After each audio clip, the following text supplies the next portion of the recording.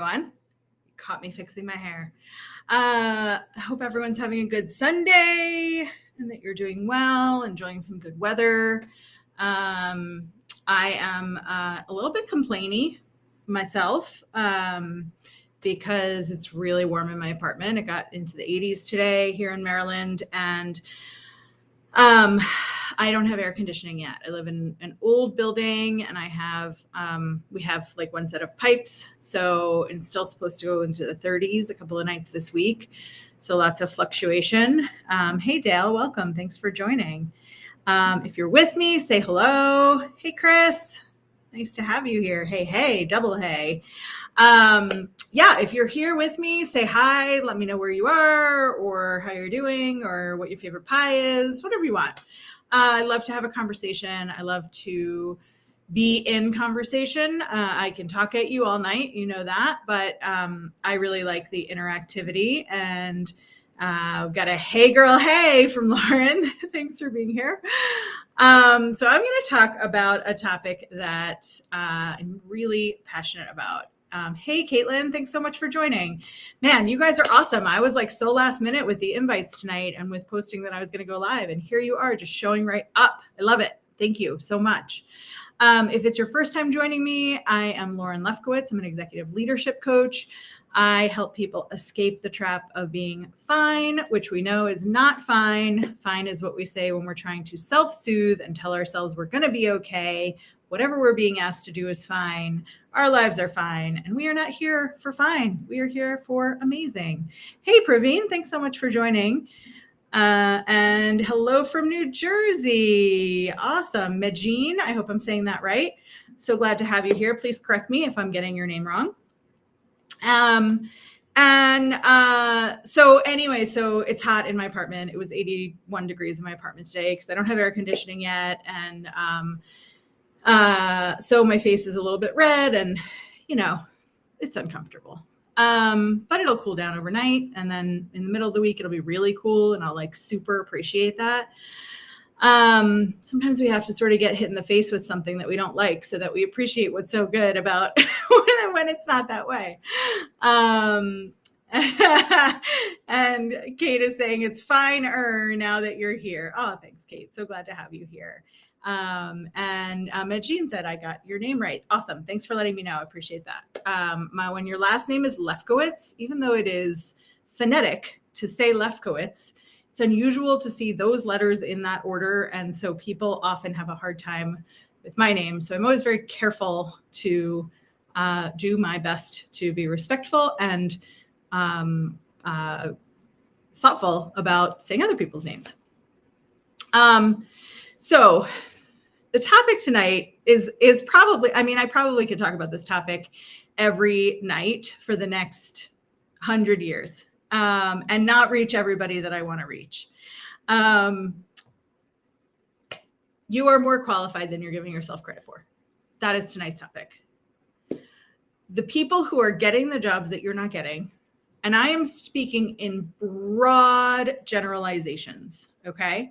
So not all anything, right? I'm talking in generalizations of what I typically see. And when I typically talk to clients, potential clients, people in my network who just want a half hour of my time, what I find is you are underselling yourselves. You are qualified and you are telling me why you are not qualified. And we've got a hello from Ethan. Thanks so much for joining. So glad to have you. So we do this thing in our lives in general, where we see other people and what other people are doing. And we're like, wow, that person's amazing. Look at all the things they're doing. Look at all the accomplishments. How do they do it? I could never do that. And at the same time, that person is looking at you and saying the same thing. We all think that other people are having an easier time doing things than we are. And I don't know what the phenomenon is, right? There's imposter syndrome, right? Hey, Linda, thanks for joining. We have imposter syndrome, right? If you don't know what imposter syndrome is, it's that feeling that you get when you're doing something and you're brain is like, why are you doing this thing? You're not qualified for it. Why are you applying for this job? Why are you standing up in front of this boardroom? Why is your title vice president? Why are you managing people? Who is allowing this? Who is putting this imposter, who I am, in these positions and allowing us to do these things? And the truth is, we're not imposters. We're smart, resourceful, qualified, great people. But in order to avoid putting ourselves in a place where we're going to feel imposter syndrome, we stay in the familiar. And what I mean by that is, if you're looking at jobs, let's say you're a manager level, and you're a manager level in the real estate industry, right? And you want to move into software as a service. That's where I know you from, Lauren. Oh, there's a picture of you next to imposter syndrome in the dictionary. I thought I just met you here on LinkedIn, but I guess I met you in Webster's dictionary years ago. Well, then this is for you. And actually, this is not for you, because you talk about imposter syndrome a lot and overcoming it and still living in it and overcoming it again. Yep. And Linda says, we even wonder why our name is our name. That's how bad it gets sometimes. I'm not quite sure. Maybe that was, I know there's a little bit of a delay. Help me understand, Linda, where that was coming in. Is that an imposter syndrome comment? Help me with that, because I want to know what that is. And so we put ourselves in these positions where we think, well, I'm going to look for a new job. I'm going to go from real estate to software as a service. And that means I have to start over. Because if I go laterally even, right? I'm not even talking about getting yourself a promotion. I'm talking about a lateral move from, let's say, service manager in commercial real estate to service manager for a software as a service company, right? Some kind of customer service. We think that because we don't know software as a service, that we have to become a customer service rep before we can then get promoted back to manager, right? That is really common, because our imposter syndrome tells us you're only good at being a manager in commercial real estate. And Catherine says, I only felt like an imposter when I wasn't bringing my whole self, tried hiding my differences. Yeah, so common, Catherine. Absolutely. I'm going to talk about bringing our whole selves as well. So the truth is, if you can talk about yourself well enough, if you can get confident in how your skills are transferable, if you can do your research on what a software as a service person needs to know, not going back to school, not going to get your certification in blah, blah, blah, but just understanding how your skills are transferable from one job to the other, not only can you get a lateral move, you probably can get a step up, right? So I work with a lot of people who come to me with their resumes, and I'm not a resume writer. I used to be a resume writer, but with my coaching clients, if we are working through all of the stuff and finding you a new job, then I will work with you on your resume also. And on resumes, there is almost without fail, no matter how high level the person is, all the way up to CEO, there's a I help with, or I assisted with, coordinated, right? And when you dig into those things, you're actually in charge of those things. But because you have a boss, you think you're not in charge of those things, and you think you're going to get like caught lying if somebody calls your boss for a reference and says like, hey, I heard that Lauren was doing this, was responsible for this, was in charge of this. And we have this fear that our boss is going to say like, well, I was in charge of that. Lauren managed some of the work, but I was in charge of that. And so that is our underlying fear, is that we're going to get caught being too high and mighty on ourselves. So our compensation way is to in order to not get caught, we're going to undersell ourselves so nobody can say we weren't being truthful. Nobody can say we didn't do the thing. Oh, and Linda, thank you so much for explaining that. That is great. Actually, I love that now that I get what it is. Linda had said, we even wonder why our name is our name. That's how bad it gets. And she was talking about how imposter syndrome is so bad sometimes that we second guess everything, even our names. Yes. Yes. So true. Thanks for that. That was helpful.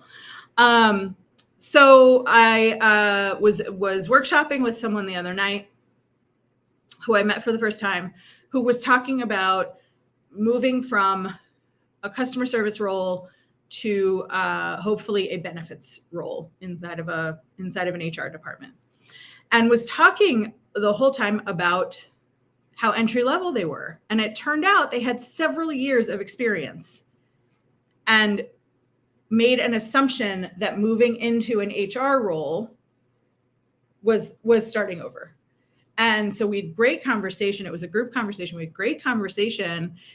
And I think, and I hope that this person left realizing that they should be applying for benefits manager positions, not benefits coordinator, not benefits assistant.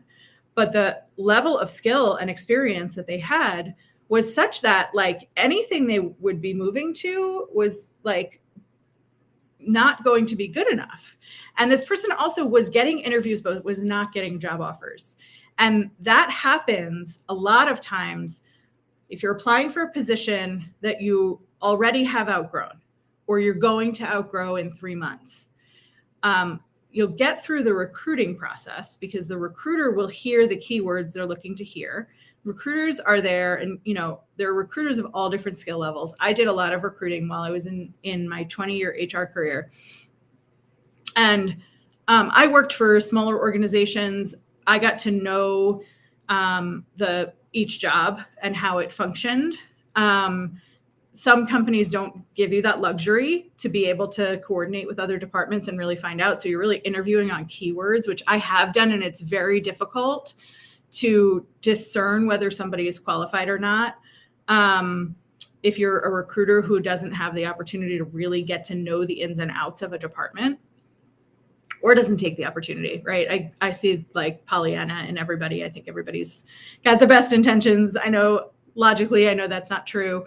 But you've got some recruiters who will learn the jobs, and you've got some recruiters who won't learn the jobs for various reasons. So you're going to get through the recruiter phase if you apply for the same or lower level job. You may even get through like the hiring manager phase, because the hiring manager is also looking for keywords depending on how experienced they are. If you've got a hiring manager who's got like 6 months to a year under their belt as a manager, they may not know exactly what to look for.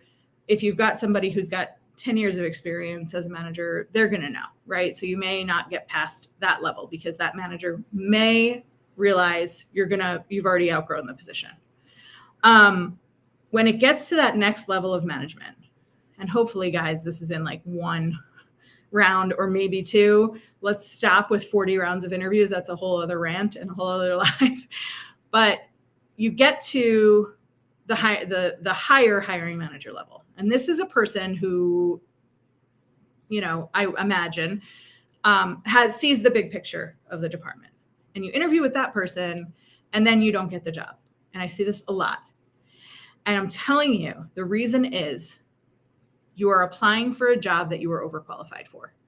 And somebody along the line of interviews is seeing that and is saying like, I'm not gonna hire Lauren for this because in 3 months she's gonna be asking me how she can get promoted. I'm not gonna hire Lauren for this because she should be applying for my job, but it's not my job to tell her she should be applying for my job. So like, just send her the thanks but no thanks letter, which in recruiter speak is TBNT, thanks but no thanks.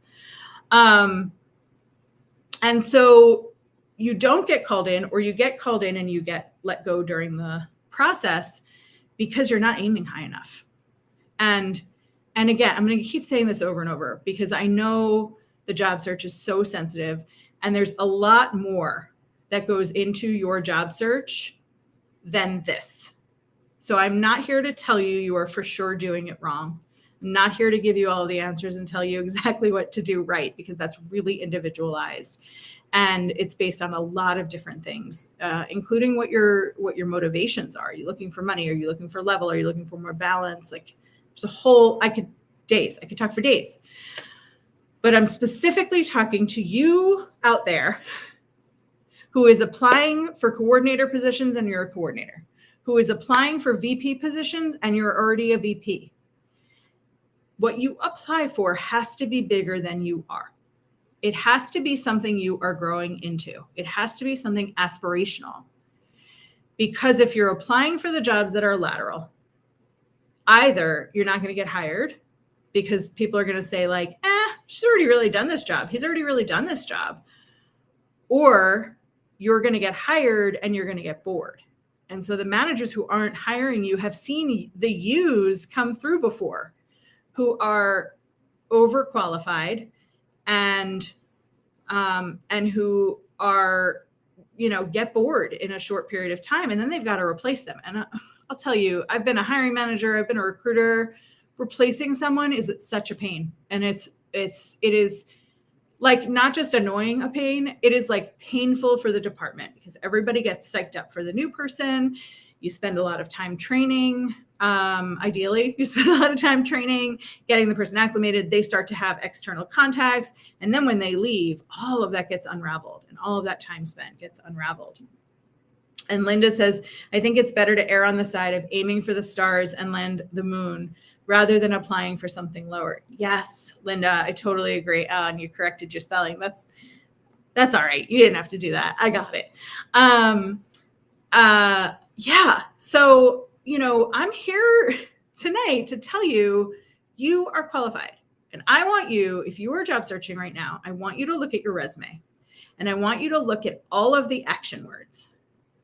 Helped, assisted, coordinated, maintained, monitored, used, implemented, right? I want you to look at all of those kinds of words. I want you to say to yourself, really? What did I actually do? Who was I reporting to when I was doing this thing? What did I actually do? And what did they do? Right? So my last job, I was vice president of HR. And one of the projects I did was to change our retirement plan. I led that project. I implemented it. I created the, request for proposals. I had meetings with the different companies. Did I make the final decision? I mean, kind of. I made the final recommendation. I got my boss's approval because my boss was the lead person in the company. He's the plan administrator.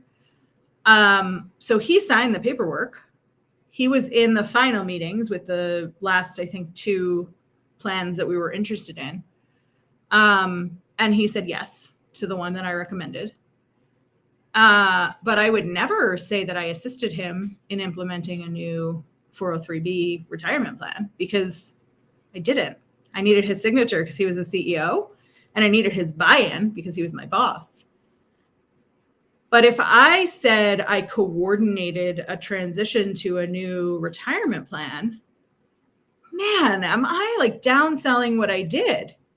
I took nothing. I took like blank slate and went out and found companies that would work with our small plan, that would work with 403B instead of 401k, that understood what 403B meant instead of 401k, that had all of the record keeping and all the stuff we needed, that understood what we were going after, that understood and was able to explain to me fee structures and all of that kind of stuff. And then I narrowed it down and down and down. Like it was work, right? And it was a project. It was a managed project. And if I said implemented new retirement plan, that's very different than researched, managed RFP process, interviewed, selected, implemented, trained employee, right? Like I did all of those things. And if I just said that I coordinated the transition, like that sounds like I assisted on it. But we get afraid to take credit because if I needed a reference from that boss and they called him and they said, did Lauren run this program, with a retirement plan transition, insecure me, imposter syndrome me, might worry that he would say like, well, I signed all the papers, so technically I did it. He was not that kind of boss. But that's our fear. And so what's so important is to take inventory for yourself of what you actually do and what your role is. And if you go out there and you Google action words for resumes, you'll get a list of like 40, 50, 100 words that you can use, like created, initiated. I'm not even gonna go through all the words, but managed, directed, all of the words that are actionable and like, I took the control, I did the thing, I moved the people around, I managed the cross-functional teams, right? And I'm talking to people at all levels here. So if you're a VP, you shouldn't have a single assist or coordinate on your resume. If you're a manager, you probably shouldn't either. If you're a mid-level professional, you may have some, but you are really there to talk about what you owned on your resume. So like if you're a manager or a mid-level professional and you did assist on something, I'm willing to bet that there were pieces of it that you owned. So if you assisted on a big giant project, right? And the project manager was in charge, there was stuff that you went back to your desk and did that you were in charge of that affected the outcome of the project. That's the stuff you want to talk about. Not that you assisted with the project, but that you were a member of the project team and you did XYZ, which resulted in XYZ. And that's the other thing you need to be talking about on your resume, results. And Catherine, here you are, just right aligned with me. Talk about the business outcomes, not what impact you had, not just what you did. Absolutely. And Linda's saying, I'm learning to stop minimizing my input or role in all projects. Yeah, there's like a humbleness and a modesty that we put into place when we're applying for jobs. It's not going to get you the job. Gotta get cocky. And your version of cocky and your version of overconfident, if you are a person who is stepping yourself down on your resume and on your applications and in your interviews, like be as loud as you can be and it will sound normal to other people. I once worked with an HR person who reported to me who wanted to get better at training. And she stood up in front of groups and felt like she was shouting and she was talking like this. This was about as loud as she got, right? So lean in because you can barely hear me when I'm talking like that. And she was in front of a room full of people. And we practiced shouting. Not me, I didn't need to because I'm loud. But we practiced having her shout because for her, when she felt like she was shouting, she actually sounded the correct volume. So you have to get in your mind, you have to be willing to get extreme about bragging about yourself. Like you own the freaking place. And Paul says, yes, please take ownership of your work and results. Yeah, absolutely. Anything that you have done is important, right? And let's take this out of the business context for a minute, right? Let's talk about your house, right? Let's say you own your house and you don't typically cook, right? But one night you decide you're going to cook. You get ingredients, you look up a recipe, you go through the stupid narrative that you have to read in everybody's recipes before you can get to the actual recipe about the history of the recipe and how their family relates to the recipe. Skim through all of that. You get to the recipe, you make dinner. It's awesome. And you're feeding someone else, right? When you talk to your friend on the phone the next day, you're going to be like, I cooked dinner. I used my kitchen. I made an amazing dinner. It came out so good.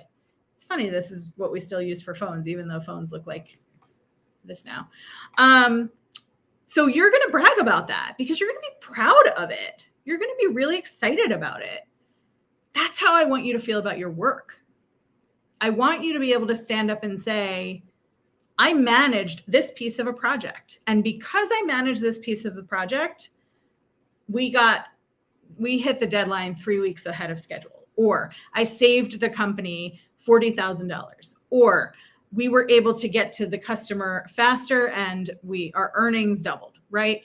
You don't have to be responsible for every bit and piece of the outcome, but your work towards the outcome matters. it makes a difference. Linda is saying, I had to change a phrase on my resume from assisted with education to took on educational and mentorship role with medical residents with results in their understanding of social determinants of health outcomes. Yeah, you have to take those assisted, coordinated, helped. You gotta take those and decide which part you owned and talk about that. If I'm hiring you, I don't actually care about the bigger project. I care about your contribution. I care about what you do and what you did and what the result was because you were there. So one question I like to ask, and Dale is saying, our self-worth is grounded in a realistically accurate view of our contributions and our accomplishments. Don't aim low or sell yourself short. Yes, Dale, absolutely. So when you're looking at your resume, when you're looking at your experience, I want to know what you did, not what you assisted with, what you did. And I want to know why that mattered. And a question I really like to ask, that's where I was headed before Dale's comment came in. A question I really like to ask myself and my clients and people I work with is, what would have happened if you were not on this project, if you were not doing this work, right? And there's an old example that I use from a training that I used to do about impact that is about a woman. There was a Department of Transportation. It's based on a true story, but there was a Department of Transportation that was getting audited, and they were going to have some kind of training. And so each person was asked questions about what they did. And this one woman said, "Oh, I fill out Form 510. And they said, "Well, what is Form 510? And she said, "Oh, it's like when a guardrail breaks, or when a sign that like is warning of a curve falls down. I fill out Form 510. It goes here and then it goes there and then they fix it. And then, more stuff breaks because people have car accidents." And very dismissive of her job and very like, doesn't really matter. When they explored further and they said, well, what would happen if you didn't do your job? What would happen if Form 510 didn't go where it needed to go? You didn't track it to its end and you had no idea what happened to the form after you did it. And she said, well, the guardrails would still be broken. And like some of them are on really dangerous, like cliffs. And, the last sign that came down was a dangerous curve sign. And there was like a truck hit that, and then it hit like the truck braking sign that was in front of it. And luckily the people were okay. The truck didn't go over, but now there were no signs warning. So I guess if I wasn't doing my job, then those guardrails would be gone and people could just sort of like, fly over and the signs would be gone. And so what it came down to was she's saving lives, right? Now, it doesn't feel like that when you're filling out Form 510. It doesn't feel like that. But the end result is if she wasn't there and if that form wasn't being filled out and we didn't know that guardrails were broken and signs had fallen down or gotten knocked down, that we would have much more dangerous roads to be on. And there's so much power in understanding how your job impacts the business. And so as you're thinking about how your job impacts the business, think about what if nobody was doing this job? That's first. Think about what if nobody was doing this job, right? Then think about what if somebody was doing this job poorly? What's the impact of that? And then think about, because I'm doing this job, here's what the positive outcome is. And Dale says, be proud, be loud, shine the light on yourself. Not many others are going to do that for you. Certainly not as well. Yeah, great point. And you guys are right on target with the comments tonight because you're bringing me right to my next topics just as I'm coming to them. So awesome. So Dale said, not many others are going to do that for you. Certainly not as well. Nobody is going to care about your career more than you. And when I talk to people who are underselling themselves and lowering their own qualifications and applying for jobs that are below their capability level, it is so upsetting to me. Like, it makes me want to reach through the screen and help each and every one of you because you're missing opportunity. And nobody's going to care about your career more than you. and you're looking for a job because you care so much about your career that you want better, you want a less toxic environment, or you want more money, or you want a higher level, or you want fewer hours, like whatever your motivation is, or you want to, there are a lot of people moving out of teaching right now and trying to get into corporate environments.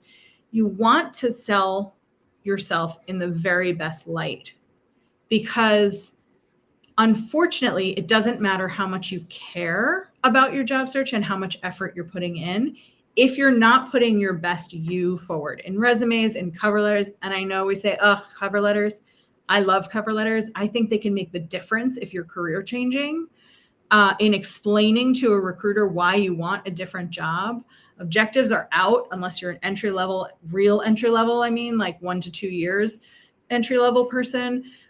Professional summaries are in. Tell us who you are. Tell us why you do what you do. Why do you care about this? Why are you passionate? And then your cover letter can say, I'm a transitioning teacher.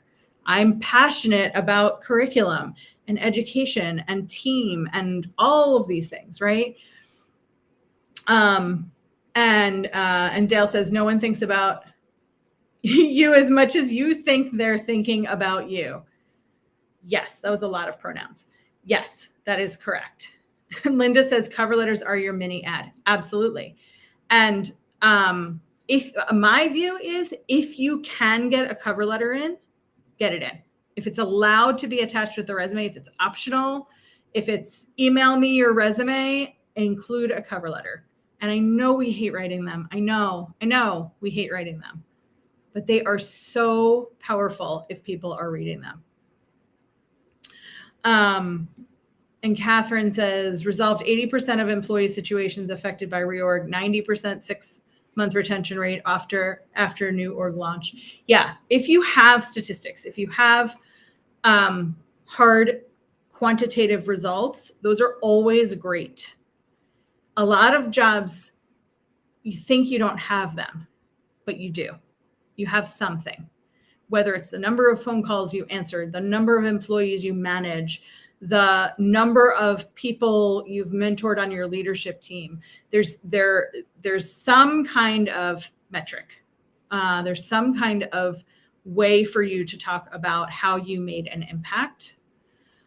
Even if it's not quantitative, there are qualitative ways to talk about developing employees, et cetera. I'm not going to go too deep onto that because I'm realizing I could talk about this topic for 45 minutes too.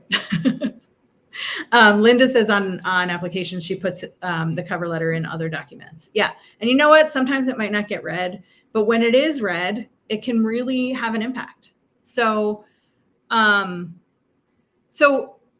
as you're thinking about who you are and who you want to be and what jobs you're applying to, I said it before, I'm going to say it again. I want you to go back to your resume, look at all of the places where you say assist, coordinate, maintain, anything that is assistant level or doer level.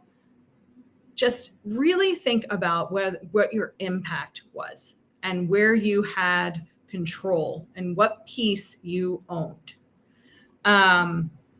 And Catherine's adding 9 out of 10 employees stayed, created stats using that fact. Yeah, absolutely. You really want to highlight the things that you've done. The people who are getting the jobs are the people who are learning this. And in a lot of cases, they are working with resume writers. They are working with coaches. I know not everybody can do that. I also know not everybody thinks they can be helped. Me right here, for many years, I thought I help everybody else, so I shouldn't need help. And then I hired my own coach and I changed my whole life. And, now I'm pretty bought into coaching, especially because I am one. So if you are at the resume and job hunting level, though, if you're looking for something now and you can talk yourself up better, more with recruiters on your resume, you are going to get more interviews. And then when you get into the interviews, you have to be able to talk about how your skills and your experience transfer. Linda says the average recruiter doesn't think you have it, so you have to let them know you have it. These are the things I'm realizing as I am in this job hunt. Yeah, absolutely. The average recruiter, and this is not a diss on recruiters. I don't think I've used the word diss since the 90s, but this is not a knock on recruiters, because I was a recruiter. As a recruiter, and as a recruiter who cared about each individual job and was given the opportunity by management to learn about each individual job in depth and to have meetings with the departments. And I know not all recruiters get that opportunity. And I know we all get so bogged down with the number of requisitions that we have. Recruiters are looking for you to tell them explicitly, you need to interview me for this job because I have what it takes, and I'm going to make you look good in front of the hiring managers if you bring me in. That's what you need to convey in your resume. So if you're at the resume stage, if you're at the job hunting stage, it may be just about updating your resume and getting a stronger resume. If you're before that point, Linda, thank you. This great comment is what I'm going to talk about next. Knowing that you need help and asking for help is the greatest strength ever. Yeah. My clients come to me before they're at the point of job hunting. My clients come to me when they are not sure where to go next because they don't think they have any skills. They've lost all confidence, whether they've been in the same job for too long, whether they have been knocked down by a toxic manager or a toxic company.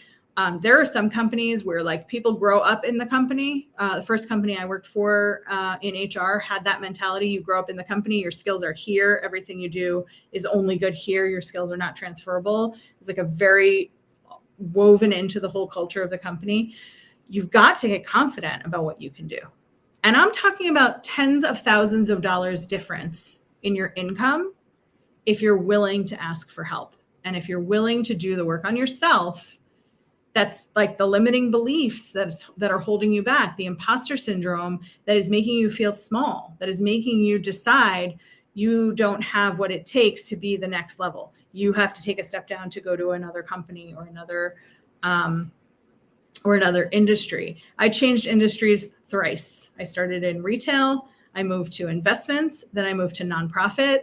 And when I moved into investments, I was asked how possibly a rental car company could lead me to investments. And what I highlighted were my HR skills and how transferable they were. Then when I moved from investment to nonprofit, I was asked, how could I possibly know what nonprofits go through? And by that time I had served on a couple of boards. And so I talked about the work that I did on the boards, like the real work, and not just being a board member who attended meetings. And that allowed me to marry my HR skills. But there were other people who applied for the same job. And when I went to the nonprofit job, there was someone else who was sort of second place to me. And I better explained my transition to nonprofit and why that made sense than the other candidate did. And I got the job. And you've just got to advocate for yourself. And I'm not saying you're not doing it. I'm just saying you're selling yourself short. You are working so hard. I know it. I talk to job seekers all the time. You are selling yourself short because you're not ready to give yourself the right amount of credit. And so if you can do that through a resume and you work with a resume writer, amazing. If you find that you don't believe your own resume, that you feel like an imposter when you look at your new resume because now you're owning stuff and creating and initiating and developing instead of assisting and coordinating, if you don't believe that, then you've got more work to do. You've got the inner work to do to really see your greatness, which is hard to do when you're just looking at you in the mirror. Because when you look at you in the mirror, you're like, I'm just not good enough. That's why I'm not getting the interviews. I'm just not good enough. I come in second place every time. You don't have to. My clients and other people I know who work with coaches are finding better. And it's not necessarily fast. It's not like you work with a coach and in 20 days you're in and out.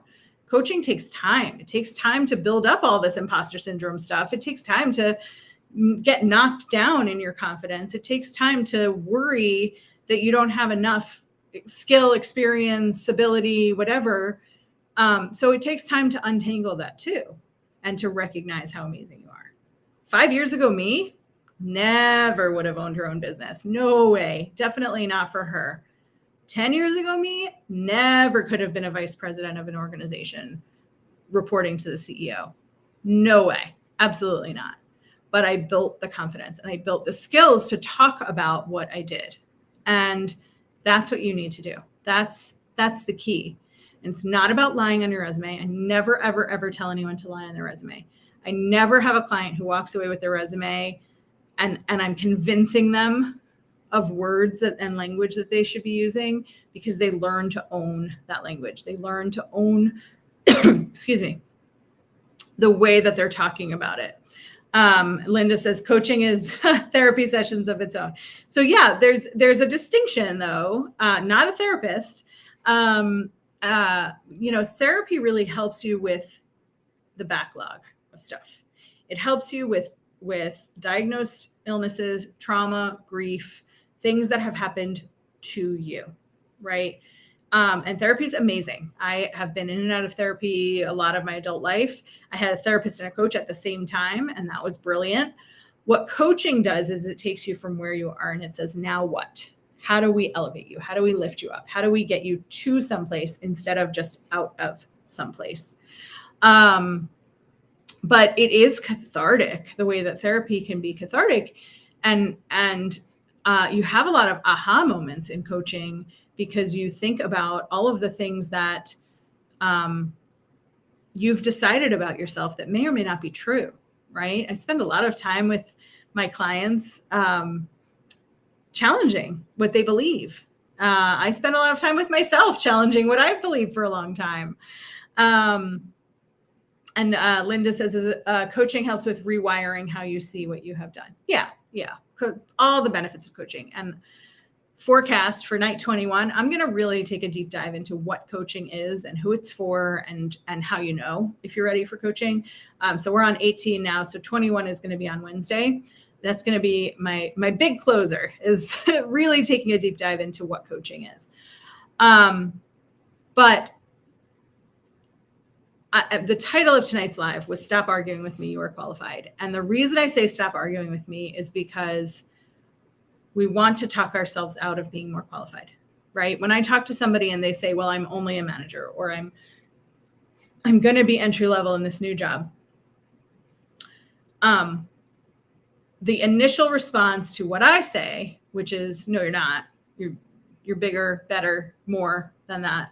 The initial response is to argue with me, and I will take it. And I will tell you this, I argue with my own coach and then I apologize to her, because we are wired to have these default responses. We have decided who and how we are.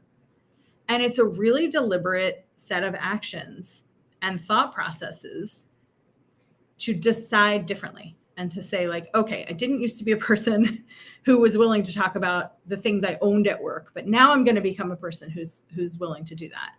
And there are a lot of little shifts that you have to make.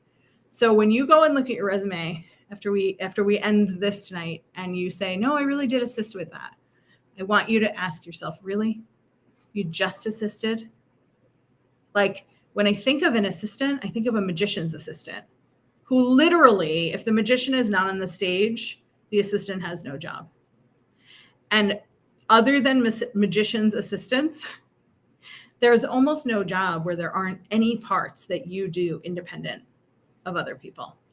There almost aren't any situations where you aren't in charge of something. You are in charge of stuff. You own stuff. You are badass and smart and clever and creative, and you deserve the best job. You deserve the best next step. And you deserve it honestly, which means bragging about yourself, which means talking about your results in quantitative and qualitative ways. It means not being squirrely and hiding your past. I've heard a lot of teachers have told me that they've been advised to hide education on their resume. So teachers who've been teaching for 20 years are being told to put like company confidential and then change their title from teacher to curriculum manager, something like that. It's see-through, and you're not going to feel good about it. You're going to go in for an interview and they're going to say, like, were you managing curriculum for adults? And then it's going to come out that you teach third grade, which, by the way, there's nothing wrong with that. Teaching is a super hard profession and the skills are 100% transferable, but you have to feel really good about what you're sharing and what you're doing. So my challenge to you is go look at your resume and take at least 3 of those bullets and really, really emphasize what you owned, managed, created. And like I said, if you Google action words for resumes or verbs for resumes, you're going to get tons of ideas. If you go to wordhippo.com, it's a thesaurus that's like way deeper than a regular thesaurus. And it gives you all kinds of words that you can use instead of the words that you keep coming up with. Boast about yourself. Be proud. You have done amazing things. I know it. If you're here watching, you've done amazing things. And you have more amazing things to do. And you have more amazing things to do for more money, for more responsibility, for a bigger title, for managing people or not managing people, for being in the industry that you want. Like, you can go after what you want. And one way to figure out what you want is to go through the Fine as a Trap inventory, which is something I created for people who just like aren't exactly sure what they want. And it gives you an opportunity to look at the job you have now and decide on all factors, the actual job, management, hours, environment, all of it. Is it great? And if it's not great, what would be great, right? So it's at fineasatrap.com, which is like still a domain. I'm so pleased I was able to get. But fineasatrap.com, you can download the inventory. It takes like 5 or 10 minutes to go through, and you can see what's happening with you. What are you looking for? And Ariel says, I have no idea what I want. Yeah, that's Oriel, you are not alone. There are tons of people who don't know what they want, and that's okay. Having no idea what you want is a great starting place, because what you know is that you don't want what you have, right? So if you know you don't want this, whatever this is, take that inventory, fineasatrap.com, take that inventory so that you can determine what you don't want. That is the first step. What do you love that you want to keep? What do you hate that you never want to do again? And what's like so-so that you can decide, like, well, if this was at another company and this was part of it, I like it more. Or if I ever have to do this again, I'm fine doing it here, but if I ever have to do it again, I'll hate it, right? That's a start. And someone who has no idea what they want next is a great candidate for coaching, because then you get to really sit with yourself with a coach and figure it out, and figure out who and how you want to be when you grow up. And I have clients who have gone into the same job at a different company, but they were looking for a different environment. I have clients who have gone to completely different industries, completely different jobs. I have people who have taken bits and pieces of their jobs and gone to a bigger company where they could make the bits and pieces their whole job. The world is waiting for you to tell them how amazing you are. And that's where I'm going to leave you tonight. You are amazing. I believe in you. I want you to believe in you. I want you to be able to brag about you and tell other employers how amazing you are. And I'm going to be over here rooting for you. Have a great night, everybody. So glad to see you. And thanks so much for the awesome conversation in the chat. Really appreciate it. I'll see you tomorrow for day 19. Oh, one more comment. We've got Oriel. Never looked at it that way. Thank you. I feel so much better about this job search and transitioning to a new path. Oh, that's amazing. Thank you so much. All right, now I'm really going for real. Have a great night, everybody, and I will see you tomorrow.